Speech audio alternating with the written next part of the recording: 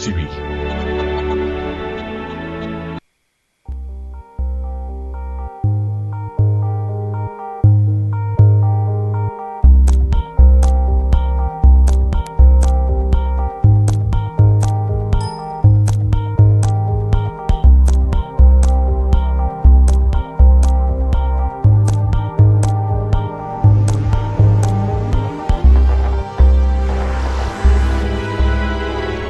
Canal Patrio, voz e imagen de la sociedad civil.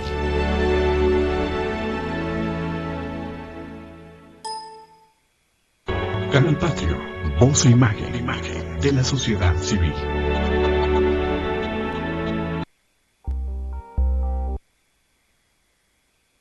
Buenas tardes, soy Jesús Zapata en su programa Gestión Social. Los saludamos en este jueves 30 de octubre de 2014.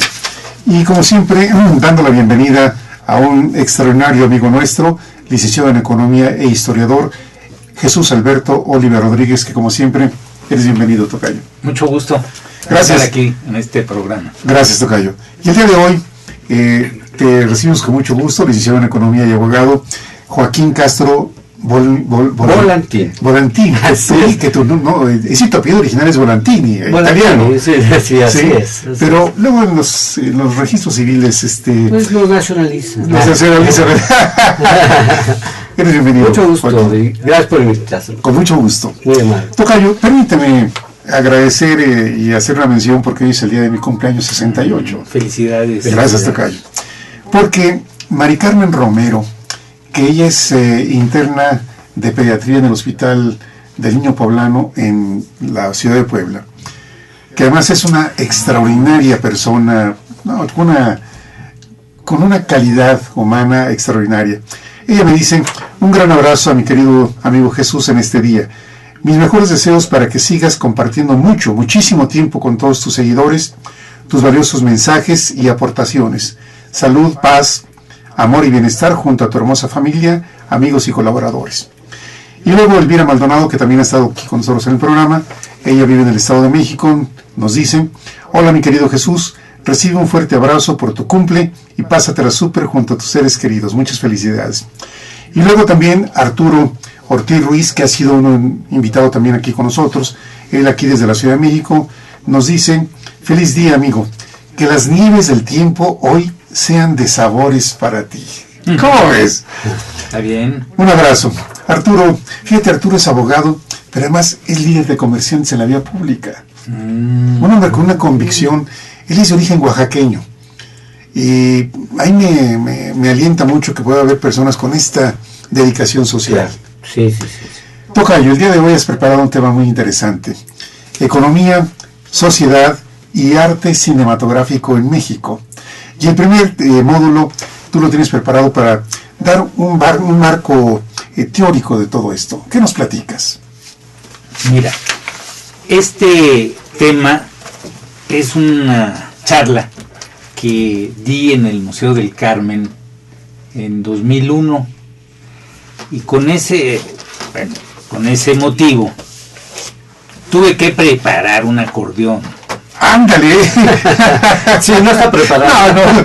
No vienes preparado, tocayo. De la filmografía desde Méliès, que es 1896. O sea, son la primera película. Y en este caso, pues llegan, me parece que hasta 1998, ¿no?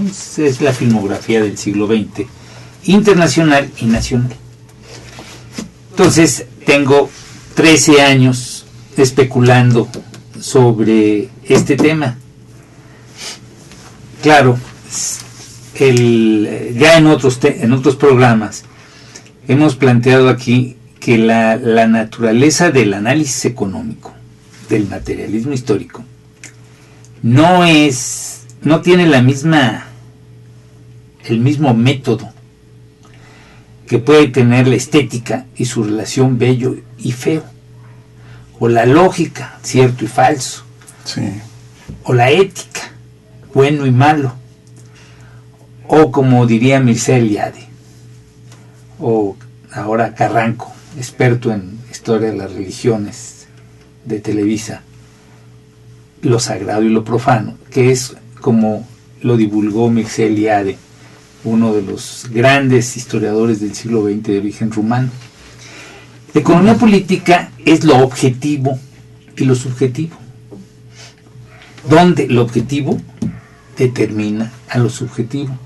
Y lo subjetivo son los mitos, la cultura, la literatura, la pintura, la música, el teatro, el cine. El cine forma parte de este análisis. Entonces, claro, normalmente vemos a los comentaristas de cine en televisión bajo una perspectiva no del materialismo histórico, no del economista, sino del esteta, del que ve si la película tiene buen cuadro, buena fotografía, qué tal la música, los personajes, la personalidad. O sea, hay una serie de análisis que forman parte del mundo de la estética. ¿Estás de acuerdo? Sí, claro. Sí, ¿No? sí, o sea, sí. eso es Sí. cuando nos presenta una película este presentador de películas afrancesado que por lo mismo es muy atractivo, ¿no? Oír un presentador de cine que habla español como francés. Bueno, a mí ahorita lo quise remediar y parezco gallego.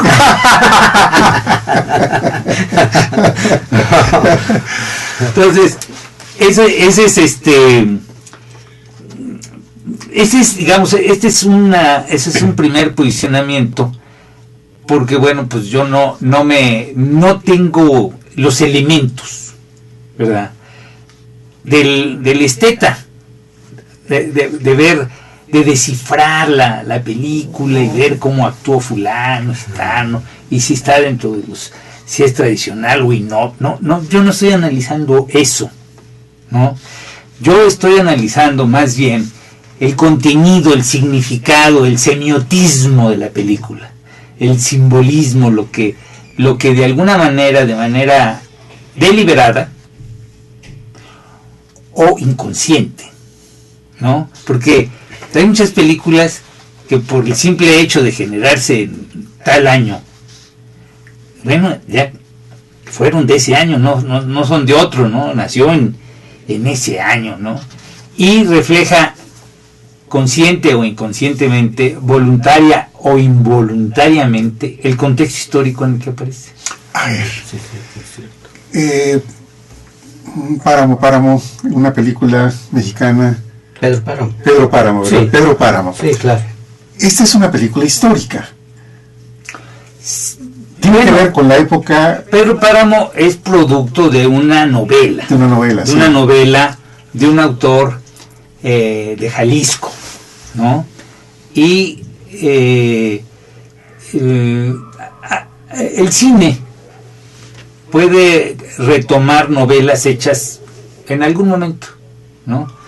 Y esa novela en ese momento representa una cosa para el escritor, porque la novela en sí es un fenómeno superestructural, es un fenómeno cultural.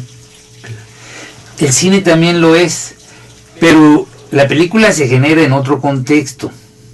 Entonces hay otras motivaciones de la película, ¿no? La película entonces se tiene que ver en este orden de ideas. Hay algunas cosas que pues, para las cuales estoy más familiarizado.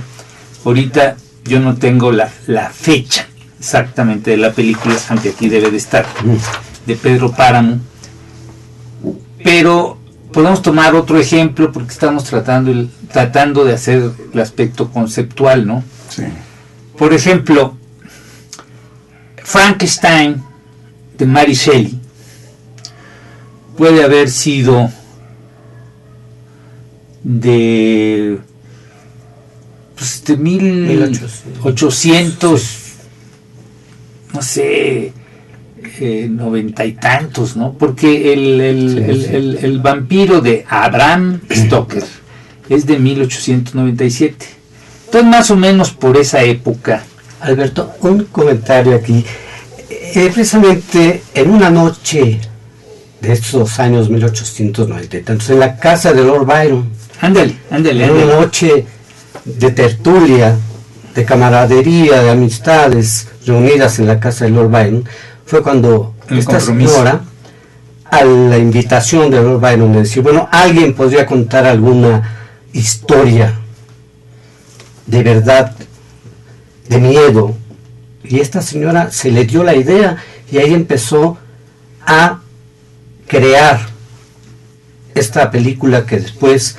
Este personaje sí. Y película que después se fue a conformar verdaderamente toda una historia que la han realizado en distintas épocas, como bien dice Alberto, pero realmente la novela surgió en esos años. Sí, y entonces hay mil de formas de presentarla en el cine. Sin embargo, confirmando lo que Alberto dice, el arte, sea literatura, pintura, es un reflejo de su momento histórico, social, económico y político.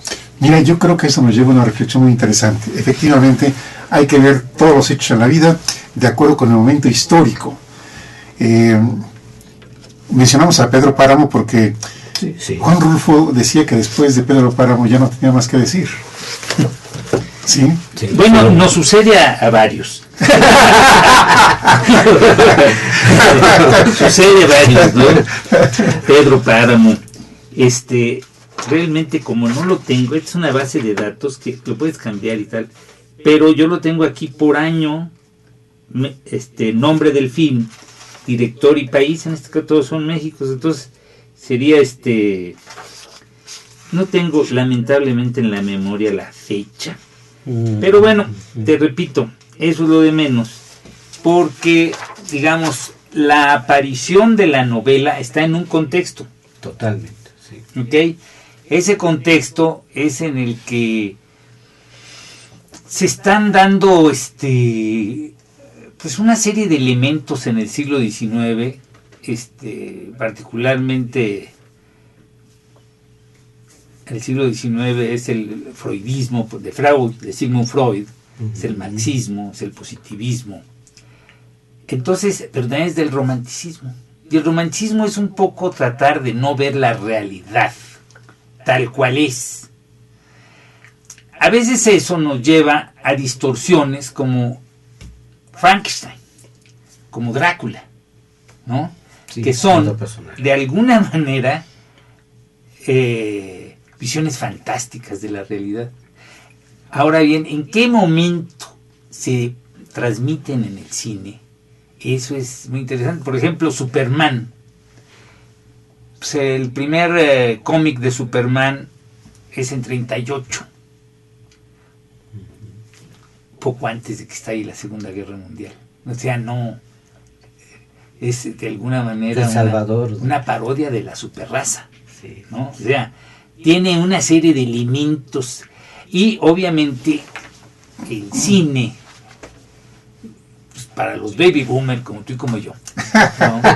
El cine de Superman, nuevamente felicidades. el cine de Superman, sobre todo que la televisión es de 1950. Entonces cuando el cine yo tendría yo creo que unos 9 años, más o menos en 1955, si no hacías bien la tarea, regresando inmediatamente de la escuela, no veía Superman. Entonces era verdaderamente dramático, porque era realmente, llenó la fantasía de muchos niños este personaje, pero se vuelven en íconos que en economía hablan de indicadores. Totalmente. Pero en el mundo del cine también podemos, cuando un personaje se va reponiendo en diferentes épocas, es muy fácil hacer un seguimiento y ver cuáles son sus semejanzas, características y sus diferencias. Y sus diferencias. Acabo de ver una película de Superman que se llama El Hombre de Acero, que es 2013. La vi en CD. Yo no sé aquí en México cuándo se vaya a presentar, o si ya se presentó, no sé. Pero no veo nada nuevo. Y lo que sí la caracteriza son la cantidad de efectos especiales. Ah, sí, claro, claro. ¿No? Entonces, una de las cosas más, digamos, repetitivas es el apogeo de lo retro. También. ¿Por qué? Por la riqueza cultural de los últimos 100 años, ¿no? ¿Y qué diría los últimos 100 años? Los últimos 200 años, ¿no? Hay una riqueza cultural que ahora hay grandes adelantos técnicos, pero materialmente las películas norteamericanas tienen un contenido de argumento muy bajo comparado con el contenido de efectos especiales. Sí. ¿No? Y que esa característica, más que el personaje mismo, es la característica del cine de esos años. O sea, entonces, en ese sentido es digamos, es el marco general de análisis, porque pues, realmente el cine es un universo de cosas por comentar, por decir que, bueno, pues es una aventura. Además, yo no soy un experto en cine. O sea, yo puedo hablar a partir del acordeón que tengo y de las películas que me he echado, ¿no? Y más o menos del aspecto teórico, eso sí, que estoy extendiendo, planteando. Aunque sí hay algunos temas en los que podría tener cierta proclividad. Por ejemplo, a mí me ha dado mucho en el siglo XX, los últimos 100 años, ha sido un cine casi de terror, ¿no? La otra vez me llegó un video de que decía 100 años en 10 minutos. Y pura guerra. Pura guerra. ¿Qué nos dices? Pura guerra. Entonces, sin embargo, la historia generalmente la periodizamos a través de las guerras, ¿no? O sea, la Primera Guerra Mundial, la Segunda Guerra Mundial, la Gran Depresión, las grandes crisis. Entonces, esa periodicidad nos sirve también para poder enmarcar el contexto de la filmografía que deseamos comentar, ¿no? En una mesa redonda alguien puede comentar una película, otra, o quizás alguien hable del cine de comedia, otro de los cines musicales, otro del cine de terror. De terror, sí, ¿no? sí. Entonces, el cine terror, el cine gore, por ejemplo, que bueno, no necesariamente, bueno, pues 15 años no son nada cuando lo estamos hablando en un contexto amplio. Hay una película que se estrenó en 1960 que se llamó La Dalia Negra. Entonces, La Dalia Negra la volvieron a reponer después. Yo la he visto, no sé, hace escasos años, una nueva versión. Entonces, La Dalia Negra era una mujer muy bella, blanca, de ojos verdes, pelo negro, de un cuerpo escultural. Y un buen día, en 1945, le encontraron colgada en un gancho de carnicería en un hotel, ¿no? Entonces era una mujer que reflejaba aquellos satines, de esos fondos satinados, escultural. Entonces eso pues, conmocionó realmente. Era la época de la guerra, y lo que pasa es que en todas las épocas en donde hay guerra, el desenfreno es muy, muy grande. El hombre se enferma. Ustedes fíjense en todas las guerras, por el mundo medieval no es la excepción, se hacían cosas espantosas, ¿no?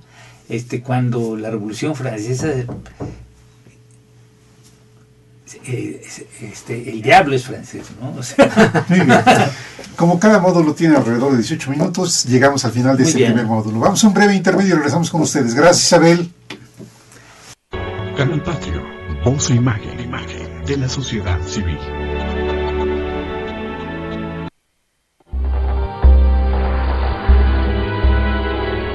Canal Patrio, voz e imagen de la sociedad civil.